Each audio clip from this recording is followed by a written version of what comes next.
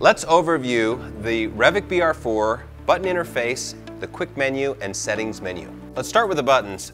We've got 4 button interface on the BR4 rangefinder. Fire button, a menu button, and then an up and down arrow button. So the fire button has a couple different functions. The one that we all know is it's going to take a range. So perfect, that's easy.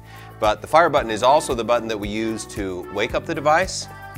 So you wake it up from either a sleep mode or a power off mode. Just a press of the fire button will bring it into a power on state. It'll bring up the main display.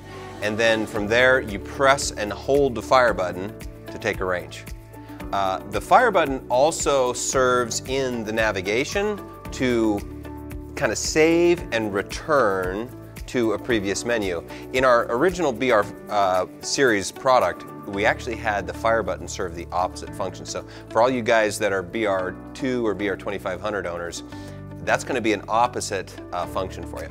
So fire button takes a range and then also navigates through the menu by saving. So you go to the menu button, and we have 2 different menus. One of them is a quick menu, and one of them is a settings menu. And the idea is there's a handful of settings that you want to just access once, and you want to just put them away and not deal with them again for a long time.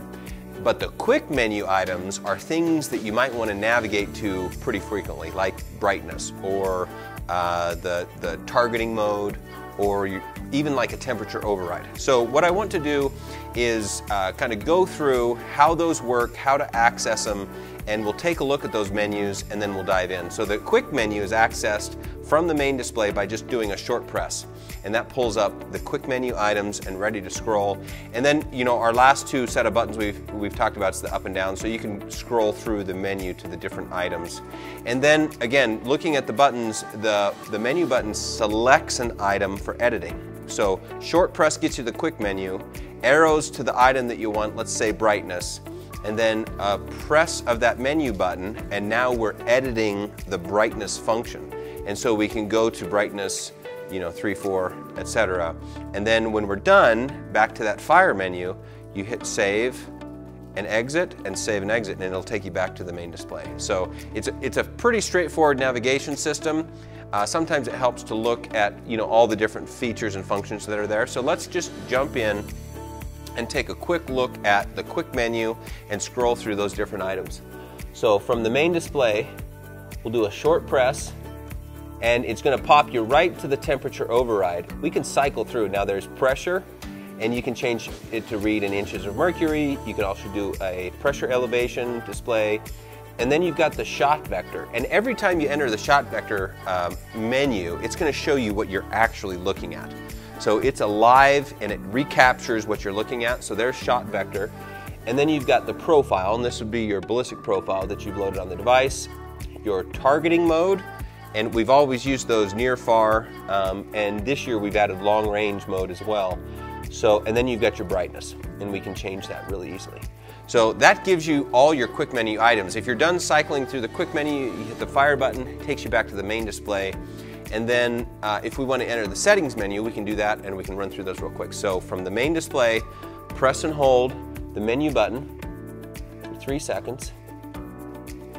And that takes you straight to the Bluetooth connection. So you've got Bluetooth connection, you've got your base wind, which is a really cool feature that I'd like to tell you about in another video. You've got your units. So you can do all your pressures and your temperature units. You can do either metric or English units. You've got your latitude. Anytime you do a real big move, let's say you go to South Africa or you go up to the North Pole, you can update your latitude, but you can program your latitude. And you've got your spin drift, you've got your earth-based effects, you've got your aerodynamic jump, and then another really cool feature, which you probably won't use very often, but you can actually do truing of a ballistic profile on the device. So there's a truing menu as well. So lots of different settings there. And then finally, we'll do a compass calibration on this unit when we ship it from the factory, but usually when you get the unit and you fire it up, there's a compass calibration routine that you want to go through. We'll make sure and provide you a video on that as well.